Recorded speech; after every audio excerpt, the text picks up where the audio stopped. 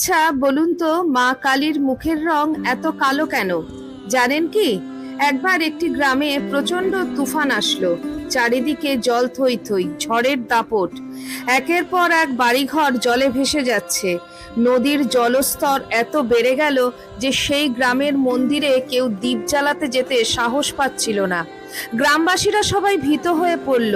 সেই গ্রামে থাকতেন কালিদাস, মূর্খ এবং বোকা স্বভাবের। তাকেই তখন গ্রামবাসীরা আদেশ দিল সন্ধেবেলা যেন সে মন্দিরে গিয়ে দীপ জ্বালিয়ে আসে, এবং সে যে গিয়েছিল তার প্রমাণও যেন মন্দির থেকে নিয়ে আসে। একথা শুনে কালিদাস সেই ভয়ঙ্কর রূপী নদীতে ঝাঁপ দিলেন। সাঁতরাতে সাঁতরাতে মন্দিরে পৌঁছে গেলেন। মন্দিরে পৌঁছেই প্রদীপ জ্বালালেন এবং পূজা অর্চনা করলেন।